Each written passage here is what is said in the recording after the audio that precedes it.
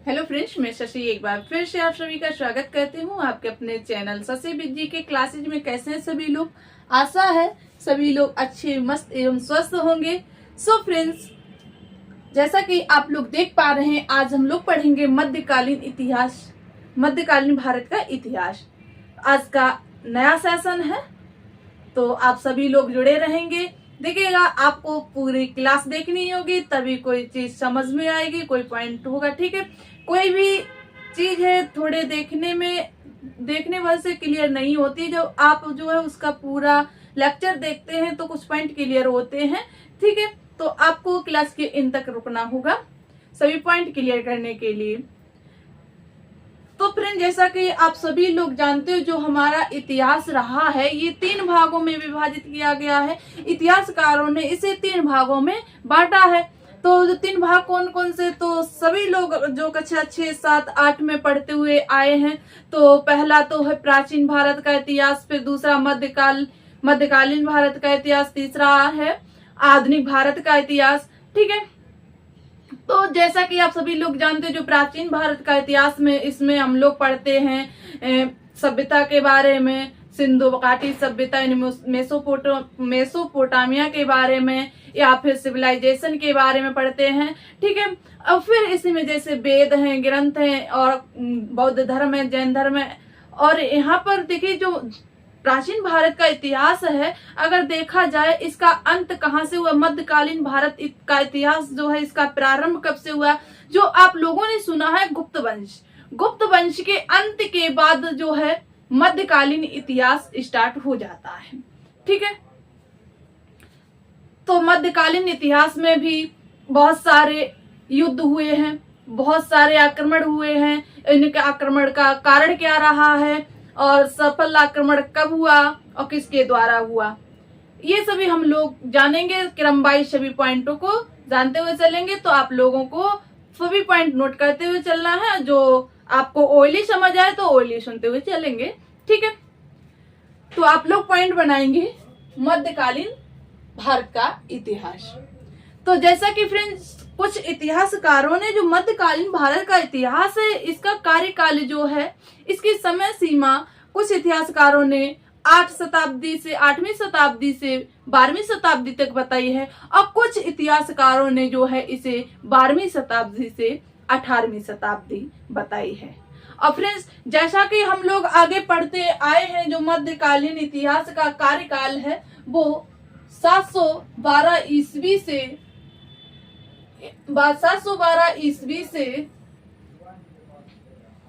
1707 ईस्वी तक माना गया है।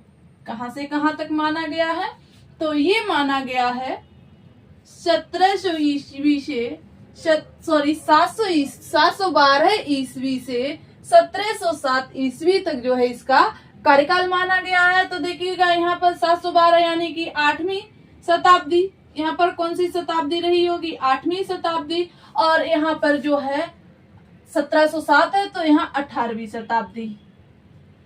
शताब्दी। ठीक है, तो मध्यकालीन भारत का इतिहास का जो कार्यकाल रहा है वो 712 से लेकर 1707 तक जो है रहा। यानी कि 1707 में एक शासक था जिसे बोलते हैं औरंगजेब। 1707 ईस्वी में औरंगजेब की क्या है, मृत्यु हो गई थी। किसकी मृत्यु हो गई थी? औरंगजेब की मृत्यु हो गई थी। इसके बाद जो है मध्यकालीन इतिहास का अंत हो जाता है। ठीक है, तो देखिएगा, मध्यकालीन इतिहास को पढ़ने के लिए सबसे पहले आप लोगों को क्या करना होगा, सबसे पहले मध्यकालीन इतिहास को पढ़ने के लिए इसे 5 भागों में बांटना होगा, तब आप लोग जो है इसको अच्छे से पढ़ पाओगे। कितने भागों में बांटना पड़ेगा, तो इसको जो है 5 भागों में बांटना पड़ेगा। मध्यकालीन भारत को कितने भागों में बांटना पड़ेगा, जो मध्यकालीन भारत का इतिहास है इसको पढ़ने के लिए हम लोगों को 5 पार्टों में इसे विभाजित करना पड़ेगा। ठीक है, तो देखिएगा इसको किस प्रकार इतिहासकारों ने इसे 5 भागों में बांटा है, और इसमें पढ़ने छोटे छोटे पार्ट हो जाते हैं, तो पढ़ने में भी क्या है, आसानी हो जाती है। ठीक है, तो आप लोग देखेंगे कौन कौन से ये पार्ट हो जाते हैं।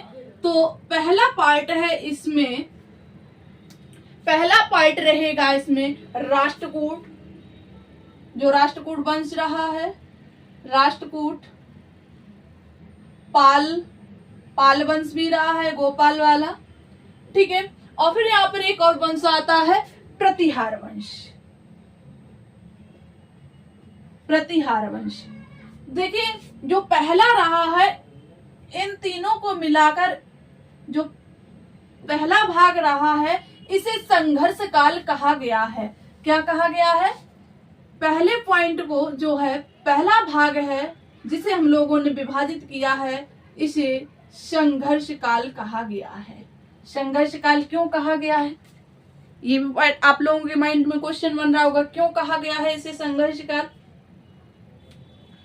तो देखिएगा, जो संघर्ष काल इसे इसलिए कहा गया है, जो आप लोगों ने देखिए भारत 28 राज्यों का एक संघ है अब वर्तमान में, लेकिन पहले ये छोटी छोटी रियासतों में बटा हुआ था, छोटी छोटी राजधानियों में बटा हुआ था। उसी में एक राज्य था, साम्राज्य था मगध साम्राज्य। कौन सा साम्राज्य? उस समय मगध साम्राज्य को जीतने के लिए लड़ाइयां हो रही थी, ठीक है। सेम यहाँ पर मध्यकाल में अगर देखा जाए तो यहाँ पर एक राज्य, एक उस समय राज्य हुआ करता था, एक राजधानी थी कन्नौज। कौन सी थी? कन्नौज, जो कि हमारी खास डिस्ट्रिक्ट पड़ती है कन्नौज, ठीक है। कन्नौज भी पहले बहुत शक्तिशाली राज्य हुआ करता था, आर्थिक स्थिति में भी और इसकी राजनीतिक स्थिति या धार्मिक स्थिति में देखा जाए, कन्नौज भी पहले बहुत ही शक्तिशाली एक राज्य हुआ करता था, ठीक है। तो इसे जीतने के लिए, इसे कन्नौज को जीतने के लिए इन तीनों में क्या है, आपस में संघर्ष होता रहा, इसलिए इसको संघर्ष काल कहा गया है, ठीक है। इसके बाद दूसरा जो है वो है राजपूत, जिसे क्षत्रिय कहते हैं, राजपूत वंश, ठीक है। और तीसरा यहाँ पर आएगा धार्मिक सुधार आंदोलन, धार्मिक सुधार आंदोलन, धार्मिक सुधार आंदोलन। इसके बाद चौथा इसमें आएगा वो होगा सल्तनत काल, सल्तनत काल, सल्तनत काल। सल्तनत काल में जैसे दिल्ली सल्तनत में आता है, जैसे गुलाम वंश, खिलजी वंश, तुगलक वंश, सैयद वंश और लोधी वंश, ये इसमें आते हैं सल्तनत काल में, ठीक है। इसके बाद आता है मुगल वंश। क्या आता है? मुगल वंश आता है, मुगल वंश, मुगलों का वंश, जिसमें बाबर आते थे, ठीक है। इन 5 पार्टों में बांट के जब हम लोग मध्यकालीन इतिहास को पढ़ेंगे तो आप लोगों को पढ़ने में भी आसानी रहेगी और छोटे छोटे पॉइंट हो जाएंगे तो याद भी अच्छे से हो जाएंगे, ठीक है। क्लियर है? तो अब हम लोग बात करते हैं कि सबसे पहले जो मध्यकाल में भारत पर आक्रमण किया था, ये किसके द्वारा किया गया था? सबसे पहले मध्यकाल में भारत पर जो आक्रमण हुआ था, ये किसके द्वारा हुआ था? तो यहाँ पर आप लोग पॉइंट बनाएंगे, ये आप लोग नोट कर लें, ठीक है। तो सबसे पहले यहाँ पर मध्यकालीन इतिहास में पढ़ेंगे हम लोग अरबों द्वारा सिंध पर विजय, पहला पॉइंट रहेगा, ठीक है। अरबों द्वारा सिंध पर विजय। तो आप लोगों को बताना कि सिंध पर विजय सर्वप्रथम किसके द्वारा प्राप्त की गई, सिंध को किसने जीता था सबसे पहले?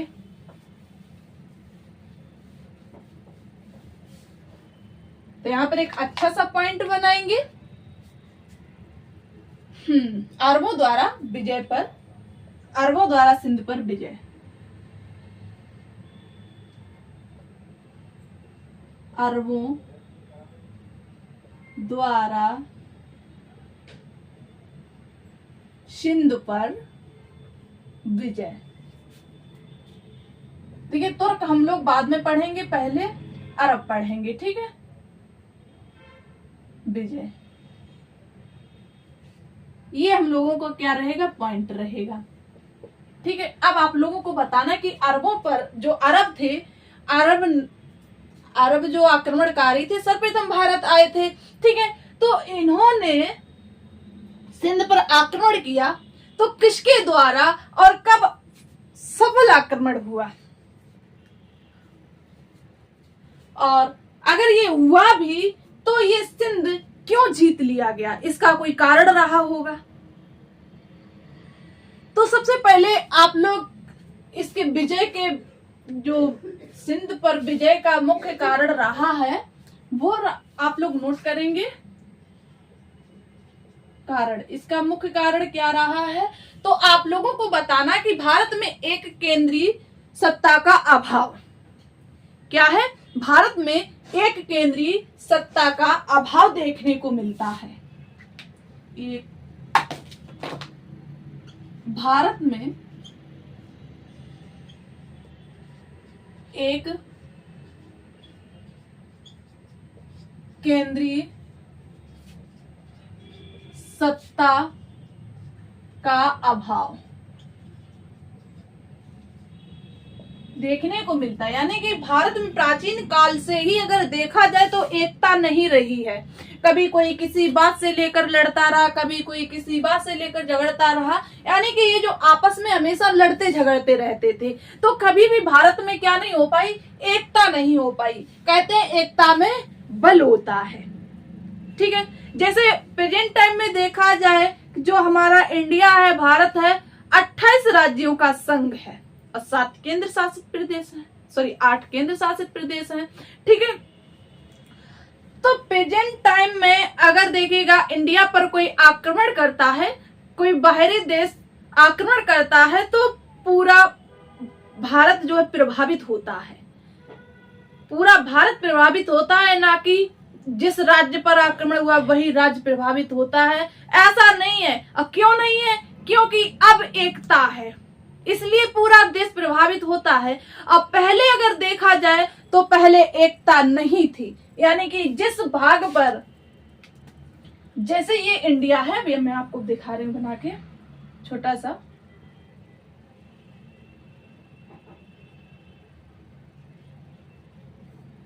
ये इंडिया का क्या रहा है, कुछ पार्ट रहा है।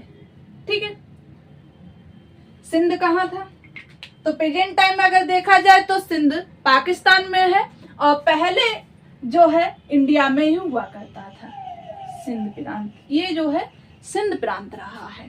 ठीक है, तो देखिएगा प्रेजेंट टाइम की अगर बात करेंगे, अगर ये इंडिया में होता तो यहाँ पर जैसे भारत पाकिस्तान युद्ध चलता रहता है, यहाँ पर पाक सीमा पर।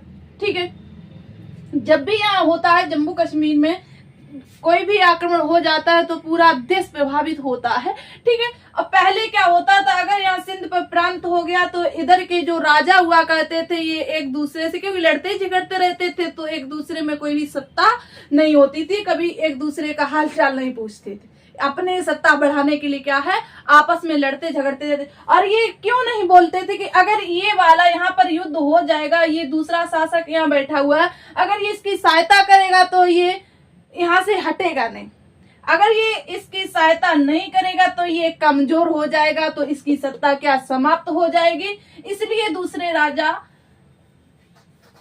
आपस में क्या एक दूसरे से बातचीत नहीं करते थे। ठीक है, तो इतना क्लियर हुआ। यानी एकता बहुत जरूरी है, चाहे घर हो, चाहे देश हो, चाहे राज्य हो। ठीक है, तो इतना क्लियर हुआ। अब यहां पर बात आती है, देखिए अरब आक्रमणकारी आए थे, उसके बाद जो है तुर्कों ने भारत पर आक्रमण किया। तो यहां पर एक पॉइंट आप लोगों के सामने आ रहा है कि जो अरब आक्रमणकारी आए थे, अरब आक्रमणकारी जो भारत आए थे, इन्होंने भारत पर आक्रमण क्यों किया था? आक्रमणकारी, इन्होंने भारत पर आक्रमण क्यों किया था? कोई उद्देश्य रहा होगा भारत पर लूट करने का। तो देखिएगा, आपको साफ साफ बताना होगा कि जो अरब आक्रमणकारी आए थे, ये पहले मुख्य उद्देश्य था भारत पर लूट करना, और भारत पर लूट करना और जो इसका खजाना है अपने देश में ले जाकर अपने देश की आर्थिक स्थिति सही करना। यानी कि पहले प्राचीन काल में भारत को सोने की चिड़िया कहा जाता था, यानी सोने की चिड़िया ऐसे ही नहीं कहा गया होगा। यहाँ पर देखिए, पहले मसाले की खेती हुआ करती थी बहुत, यानी कि भारत पहले वो पैसे वाला, यानी कि भारत की आर्थिक स्थिति अन्य देशों से अगर तुलना की जाए तो बेहतर थी। ठीक है, तो इसीलिए देखिएगा, इस अरब आक्रमणकार जो अरब आए, इससे पहले भी भारत पर कई आक्रमण हुए हैं, लेकिन यहाँ पर इनका मुख्य उद्देश्य क्या था? तो देखिएगा, अरब आक्रमणकारियों का भारत पर मुख्य लूट कर यानी कि आक्रमण करने का मुख्य उद्देश्य ये था कि ये भारत को लूटना चाहते थे, और इनकी जो धन संपदा थी, जो इसकी कहे मूल पैसे, जो भी सोना चांदी था, ये ले जाकर अपने देश में अपने देश की आर्थिक स्थिति सही करना चाहते थे। ये तो पहला मुख्य उद्देश्य हो गया। ठीक है, और यहीं पर पहला उद्देश्य था लूटना। मुख्य उद्देश्य क्या हो गया? लूटना, यानी भारत को कमजोर करना। और दूसरा मुख्य उद्देश्य था यहाँ पर धार्मिक, मुस्लिम इस्लामिक धर्म का प्रचार प्रसार। क्या था? इस्लामिक धर्म का प्रचार प्रसार, ये इनके मुख्य दो कारण थे। तो देखिएगा, इन्होंने इस्लामिक धर्म का प्रचार प्रसार क्यों करना चाहा? तो देखिएगा, जो हमारा भारत रहा है, इंडिया है, यहाँ पर मूर्ति पूजा की जाती है, प्रचलन रहा है पहले से, बहुत पहले से जो है भारत में मूर्ति पूजा का क्या है, प्रचलन रहा है। लेकिन ये जो अरबवासी थे, ये मूर्ति पूजा का विरोध करते थे। किसका विरोध करते थे? मूर्ति पूजा का विरोध करते थे। ठीक है, इसीलिए इन्होंने जो है, देखा जाए, सोमनाथ मंदिर को लूट कर फिर उसको तोड़ फोड़ दिया, यानी उसका ध्वंस कर दिया। ठीक है, तो जो इस्लामिक धर्म है, इस्लामिक धर्म में क्या है, मूर्ति पूजा नहीं होती थी, इसलिए ये जो है अपने धर्म को बढ़ाना चाहते थे, और जो हिंदू धर्म है इसको समाप्त करना चाहते थे। ठीक है, चलिए, क्लियर हो गया। तो अब बात आती है कि अरब आक्रमणकारी है, इनका उद्देश्य रहा है लूटना और धार्मिक प्रचार प्रसार करना। ठीक है, तो अब पॉइंट आता है कि भारत पर सबसे पहले आक्रमण किसके द्वारा किया गया? भारत पर सबसे पहले अरब आक्रमण किसके द्वारा किया गया? चलिए, नेक्स्ट पॉइंट है, भारत पर सबसे पहले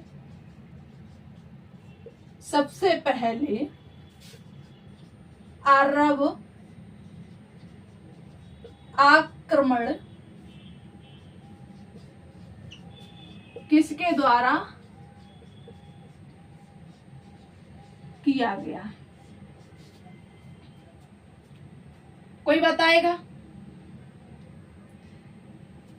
तो देखिएगा, अब आप लोग कहोगे कि सबसे पहले अरब आक्रमण अगर देखा जाए तो मोहम्मद बिन कासिम के द्वारा किया गया। सबसे पहले मोहम्मद बिन कासिम के द्वारा अरब आक्रमण नहीं किया गया, क्योंकि इससे पहले 2 बार अरब आक्रमण हुए। कई देखिएगा होते रहे हैं, लेकिन बड़े अगर आक्रमण देखे जाएं तो 712 से पहले भी कई आक्रमण हुए, जिसमें से एक आक्रमण हुआ था, एक शासन ईरान के एक राजा थे, इराक के, उन्होंने एक उनके सेनापति का नाम था क्या?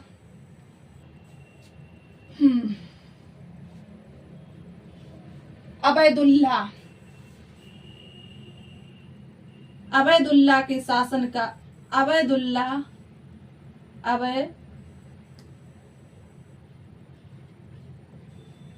अबैदुल्ला के नेतृत्व में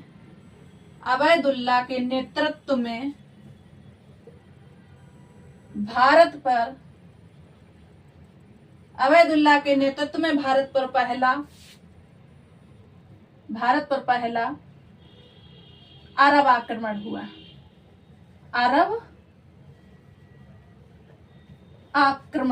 अरब आक्रमण हुआ किसके समय, किसके नेतृत्व में? तो आपको बताना है जो अबैदुल्ला है इसके नेतृत्व में जो है भारत पर पहला अरब आक्रमण हुआ। और इसी बीच 711 में, देखिए 711 में ही हुआ था ये वाला भी, जो अबैदुल्ला के नेतृत्व में जो हुआ था। अगर इसके काल पूछ दिया जाए तो आपको बताना 711 में सबसे पहले भारत में अरब आक्रमण हुआ। ठीक है, फिर 711 में ही एक और आक्रमण होता है। उसका नेतृत्व जो है किसके द्वारा किया गया था? तो बुदैल के नेतृत्व में। किसके नेतृत्व में? ये देखिए अबैदुल्ला है, और जो दूसरा आक्रमण हुआ था ये है बुदैल के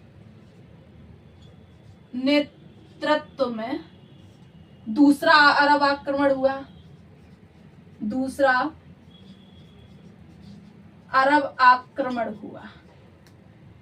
अरब आक्रमण हुआ।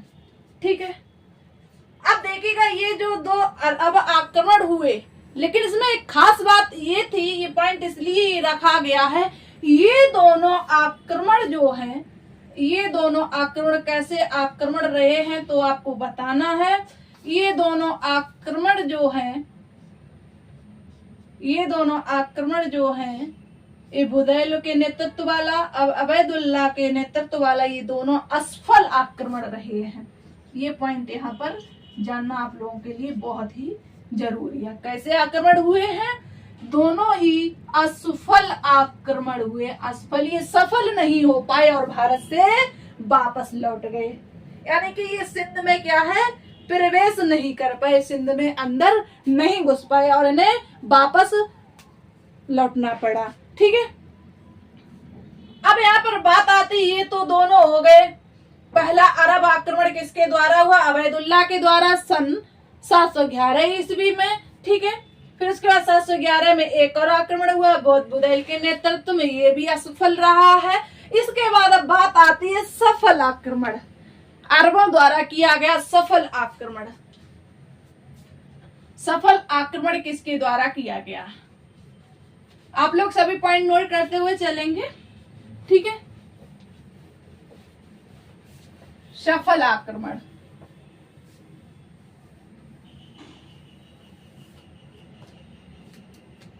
अरबों द्वारा किया गया सफल आक्रमण। यहां पर लिखेंगे अरबों द्वारा किया गया सिंधु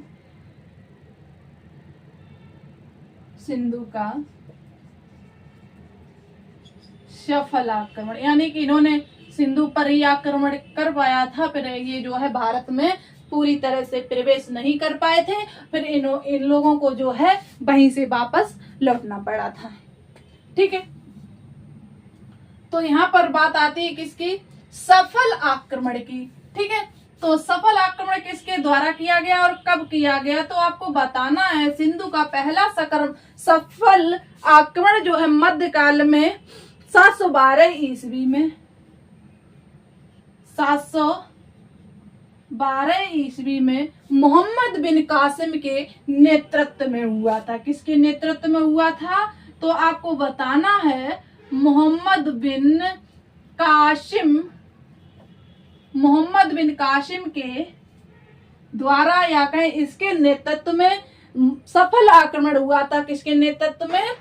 मोहम्मद बिन कासिम के नेतृत्व में भारत पर अरबों का पहला सफल आक्रमण हुआ था।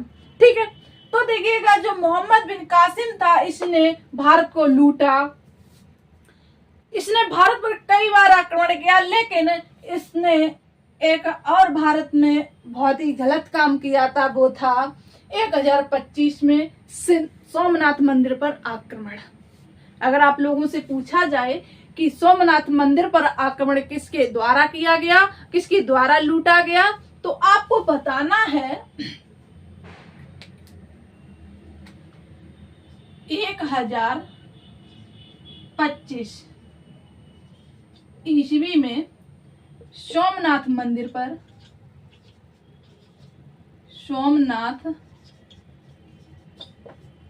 पर जो है आक्रमण या सोमनाथ मंदिर को लूटा, किसके द्वारा लूटा गया, तो आपको बताना है मोहम्मद बिन कासिम के द्वारा जो है सोमनाथ मंदिर को लूटा गया। किसके द्वारा? तो आपको बताना है मोहम्मद बिन कासिम के द्वारा 1025 ईस्वी में सोमनाथ मंदिर को लूटा गया। ये अरबों का माना जाता, इतिहासकारों ने इसे माना है कि ये जो 1025 का जो आक्रमण रहा है, जो सोमनाथ मंदिर जब लूटा है, जब इसको तोड़ा फोड़ा है, तो ये अरबों का 15वां आक्रमण था। कैमा आक्रमण था? तो आपको बताना है ये अरबों का 15वां आक्रमण था। 15वां क्या था? 15वां आक्रमण था। ठीक है, तो देखिएगा जो मोहम्मद बिन कासिम ने सिंधु को जीता था, तो उस समय सिंधु का राजा था, इतिहासकारों ने बताया है, राजा था दाहिर सिंह सेन। कहीं पर दाहिर सिर्फ देखने को मिलता, कहीं कहीं पर ये देखने को मिल दाहिर सिंह सेन भी देखने को मिल जाता है। तो आपको बताना है जब मोहम्मद बिन कासिम ने आक्रमण किया था, तो उस समय सिंधु का राजा या सिंधु का शासक कौन था? तो आपको बताना है सिंधु का शासक राजा दाहिर था। कौन था? राजा दाहिर था, और इसकी 2 राजधानियां थीं। कोई साथी बताएगा? इसकी 2 राजधानियां थीं।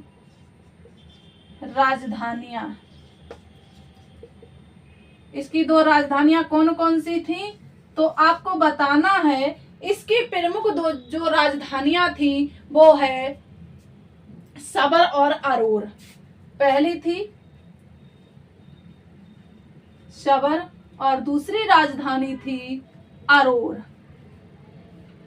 अरोर और सबर ये इसकी 2 राजधानियां थी, और इसकी दो रानियां भी थी, 2 राजधानियां थी, 2 पत्नियां थी। ये आपको ध्यान रखना, 2 रानियां थी, 2 राजधानियां थी। ठीक है, अगर दाहिर के पिता का नाम अगर आप लोगों से पूछा जाए, तो दाहिर के पिताजी थे, इनका नाम था चच। क्या नाम था? चच। यहाँ पर एक मध्यकाल में एक ग्रंथ देखने को मिलता है चचनामा, वो इन्हीं के नाम पर लिखा जाता है। ये कौन है? इनके पिताजी हैं। किसके? दाहिर के पिताजी हैं चच। तो जो चचनामा है ये मध्यकाल में ही लिखी गई है। चचनामा में ही अरबों का आक्रमण, अरबों का सफल आक्रमण इसी ग्रंथ में देखा गया है। ठीक है, किस ग्रंथ में देखा गया है? तो आपको बताना है चचनामा में। चचनामा में अरबों का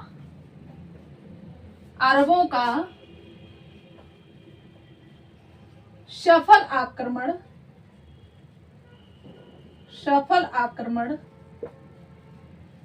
देखने को मिलता है।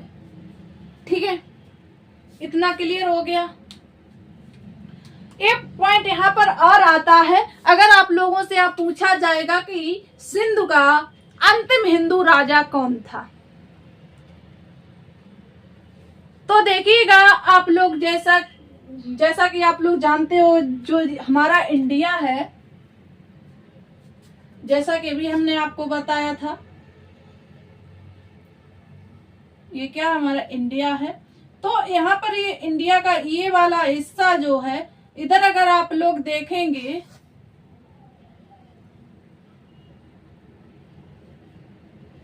इधर अगर आप लोग देखेंगे, इधर साइड सभी मुस्लिम देश हैं। सभी कौन से देश हैं? सभी मुस्लिम देश हैं। इंडिया के इधर अगर देखें, पाकिस्तान है, कजाकिस्तान है, अफगानिस्तान है, ये सभी कैसे देश हैं? मुस्लिम देश हैं। ठीक है, तो देखिएगा, जब मोहम्मद बिन कासिम ने आक्रमण किया था, उस समय शासक था राजा दाहिर। ये ब्राह्मण जाति का राजा था। कैसा था? ये ब्राह्मण जाति का राजा था। ये सिंधु का अंतिम हिंदू शासक माना जाता है। सिंधु का अंतिम हिंदू शासक कौन माना जाता है? तो आपको बताना है सिंधु का अंतिम हिंदू शासक किसे माना जाता है? तो आपको बताना है राजा दाहिर को जो है सिंधु का अंतिम हिंदू शासक माना जाता है। ठीक है, इसके बाद कोई हिंदू शासक जो है सिंधु का राजा नहीं बन सका। क्लियर इतना? अगर इसमें भी अब आप लोगों को डाउट लग रहा है तो अवश्य पूछें।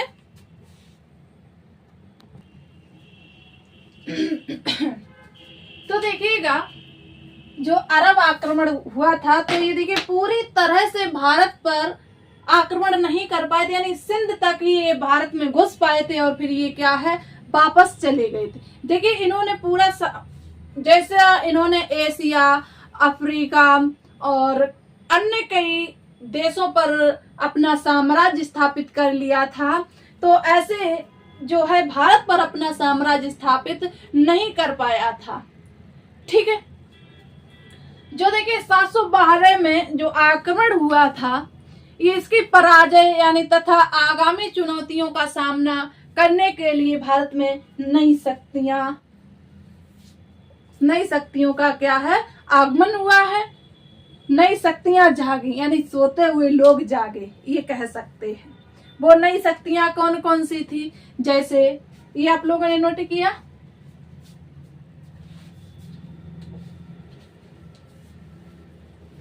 देखिएगा, जैसे अब इन लोगों को पता चल गया था कि ये तो यहाँ सिंधु तक आकर और मारा काटी करके लूटपाट करके क्या है चला गया। अगर इसी प्रकार कोई दूसरा आक्रमणकारी आ गया, किसी दूसरे राजा ने भारत पर आक्रमण कर दिया, तो हम लोग क्या करेंगे? कुछ नहीं कर पाएंगे। तो इस आक्रमण को देखते हुए भारत में कई शक्तियां जागृत हुई। कई शक्तियां जागृत हुई। शक्तियां कौन कौन सी थी?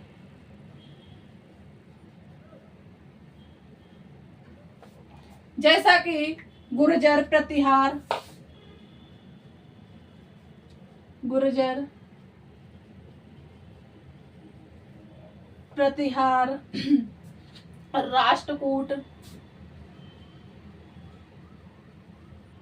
राष्ट्रकूट और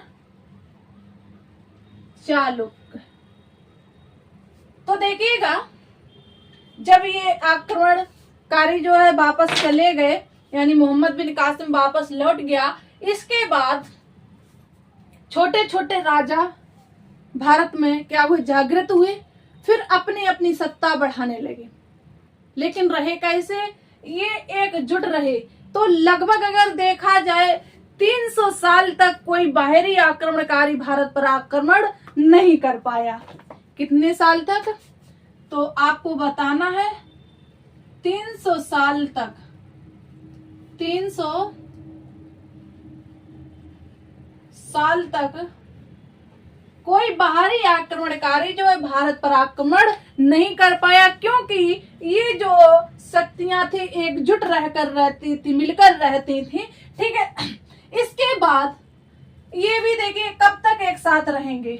जो आपस में हमेशा लड़ते झगड़ते रहे हों, ये एकजुट कब तक होकर रहेंगे? नहीं रह पाए, ये आपस में फिर लड़ने झगड़ने लगे। फिर इसी बीच एक आक्रमणकारी और आता है, या कहीं एक तुर्क आक्रमणकारी आता है। कोई बताएगा कौन आएगा? इसके बाद तुर्क आक्रमणकारी आता है, तुर्क आक्रमणकारी। तुर्क आक्रमणकारी कौन है तो आपको बताना है कमेंट बॉक्स में। चलिए, तो आज की क्लास यहीं तक। उम्मीद है कि जितने भी पॉइंट बताए गए आपको सारे क्लियर हुए होंगे। अगर यहाँ तक आपको कोई कंफ्यूजन रहती है तो आप लोग कमेंट में कमेंट करके पूछ सकते हैं, ठीक है। चलिए, तो आप लोगों को जुड़ना डेली है, ठीक है। चलिए, सभी साथियों का बहुत बहुत धन्यवाद और अपनी तैयारी अच्छे से करते रहिएगा। धन्यवाद।